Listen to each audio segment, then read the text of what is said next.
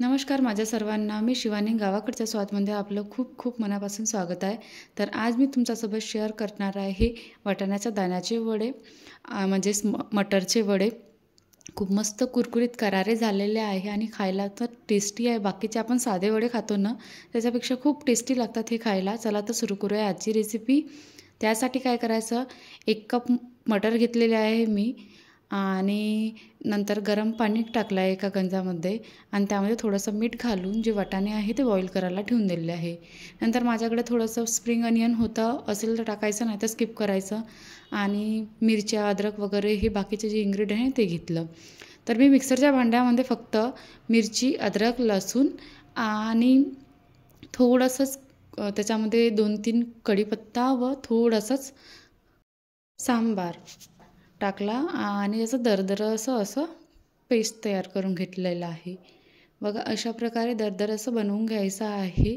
आणि आता पेस्ट पण तयार आहे, याला साईडला ठेवून देऊ. आता मटर शिजले की चेक करू. आता बघूया मटर शिजले काय. तर बघा आता किती मस्तपैकी मऊसर झालेले आहे, खूप मस्त मटर. आता याला काय करायचं, एका चाळणीमध्ये काढून घ्यायचं आहे आपल्याला. थोडंसं 2 मिनटं थंड होऊ द्यायचं आहे आणि नंतर मग काय करायचं, एका भांड्यामध्ये घ्यायचं आणि किंवा एखादं कोपर वगैरे असतं ना त्याच्यामध्ये घ्यायचं किंवा ताटामध्ये पण घेऊ शकता. नंतर त्याला काय करायचं, एक तर वाटीनी किंवा ग्लासनी किंवा असं मॅशर असेल मॅशरनी वगैरे असं बारीक करून घ्यायचं. इझिली पटकन बारीक होऊन जातात. असं दरदर असं पण पाहिजे, खूप असं पेस्टसारखं नाही पाहिजे. मिक्सरमध्ये तर नाही घुमवायचं, नाही तर पूर्ण फाईन असं होऊन जाईल. नंतर त्याच्यामध्ये 4 ते 5 चम्मच काय टाकायचं, बेसन टाकायचं आणि 2 चम्मच तांदळाचं पीठ टाकायचं. तांदळाचं पीठ टाकल्याने वड्याला असं कुरकुरीतपणा, क्रंचीपणा येते, म्हणून तांदळाचं पीठ नक्की टाकायचं. नसेल ना तर थोडेसे तांदूळ बारीक करून असं पावडरप्रमाणे करायचं आणि टाकून द्यायचं. नंतर जो बनवलेला मिरचीचा पेस्ट होता तो टाकला मी आणि एक बारीक चिरलेला कांदा आणि थोडेसे स्प्रिंग अनियन म्हणजे पालेकांदा होता तो टाकला आणि थोडंसं कोथिंबीर टाकलं. नंतर जे कढीपत्ता होता त्याला पण थोडंसं बारीक चिरून टाकून दिला. नंतर 1 चम्मच अजवाईन घेतलं, त्याला थोडं हातावर असं मॅश करून घेतलं आणि ते सुद्धा टाकलं. नंतर थोडीशी तीळ टाकली, तीळ जास्तही टाकू शकता. आणि नंतर थोडंसं जिरं टाकलं, थोडंसं हळद टाकली अर्धा चमचा जवळपास आणि थोडंसं आमचूर पावडर, थोडंसं धनिया पावडर व थोडीशीच 2 पिंच हिंग टाकली व चवीनुसार मीठ टाकलं. नंतर हे सर्व अगोदर काय करायचं, मिक्स करून घ्यायचं पाणी न घालता. आणि गरज असेल तर पाणी घालायचं, खूप जास्त कोरडं असेल तर. आता बघा थोडंसं हलकंसं कोरडं वाटत आहे मला, कारण की वडे पण बरोबर बनल्या पाहिजे, म्हणून मी फक्त 1 चम्मचच्या जवळपास पाणी टाकलं आणि बरोबर बॅटर सेट करून घेतलं.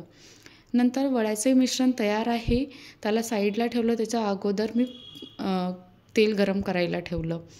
नंतर तेल गरम करायला ठेवल्यानंतर हाताला थोडंसं तेल लावून घ्यायचं आणि आपल्याला वडे जसे बनवतो ना किंवा टिक्की बनवतो त्या शेपमध्ये, लहान मोठी तुम्हाला जशी आवडते तशी, अशा शेपमध्ये वडे तयार करून घ्यायचे आहे. खूप मस्त बनतात आणि झटपट बनणार आहे. पण हाताला तेल लावून घ्यायचं, नाही तर हाताला कसं चिटकतात, असे चिपकल्यासारखे अर्धं मिश्रण हाताला लागून राहते, मग बरोबर वडे बनत नाही. म्हणून थोडंसं हाताला तेल लावलं की इझिली बरोबर ते पातळ असे पतले पतले मस्त वडे तयार होतात.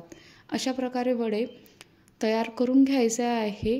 आणि अगोदर पण तुम्ही वडे तयार करून ठेवू शकता, नंतर फ्राय करू शकता. बट मी इकडे जोपर्यंत तेल गरम होत नाही तोपर्यंत 4-5 वडे बनवून घेतले आणि गरम झाल्यानंतर त्याच्या वडे तेलामध्ये फ्राय करायला टाकले. मीडियम टू हाय फ्लेमवर फ्राय करायचे. जास्त करून मीडियम फ्लेमवरच करायचे, म्हणजे आतपर्यंत चांगले शिजून जाईल. नंतर अलटपलट करून त्याला पलटवायचे, जसे वडे फ्राय करतो आपण तशा प्रकारे सर्व वडे फ्राय करून घ्यायचे. जोपर्यंत ब्राउनिश गोल्डन कलर येत नाही, ब्राउनिश कलर येत नाही, थोडंसं अशा पद्धतीने फ्राय करून घ्यायचं आहे. वडे पण मस्त फ्राय झाले आहे आणि गरम गरम खायला तो खूप मस्त वाटतात. मी आणखी तुम्हाला एक बॅच फ्राय करून दाखवते. बघा जोपर्यंत फ्राय होते तोपर्यंत आपले इकडे 2-3 वडे तयार होऊन करून राहतेच. तर जसे फ्राय केलेले वडे काढले की लगेच हे वाले पण वडे टाकून द्यायचे. अशा पद्धतीने सर्व वडे फ्राय करून घ्यायचे. आणि तुम्ही याला सॉससोबत किंवा चटणीसोबत किंवा बिना सॉस चटणीसोबत असेही खाल्ले ना तर खूप मस्त वाटतात. वडे पण पूर्ण फ्राय करून झाले आहे. चला तर मी टोमॅटो सॉससोबत मला आणखी टेस्टी वाटते खायला, तर मी टोमॅटो सॉससोबतच खाल्ले. खूप मस्त बनले. तुम्हाला माझ्या रेसिपी आवडत असेल तर कमेंटमध्ये सांगा. माझ्या चॅनेलला सबस्क्राईब करा आणि व्हिडिओला शेअर करा, लाईक करा. कशी वाटली आजची रेसिपी आणि बनवून बघा. आजची रेसिपी तुम्हाला आवडली असेल ना तर झटपट मटर आणून घ्या विकत आणि पटकन बनवून घ्या आणि गरमागरम मस्त इव्हनिंगमध्ये खा. चायसोबत पण, चाय पिताना पण आपण खाल्ले ना तरी खूप मस्त वाटतात. चला, टेक केअर, बाय.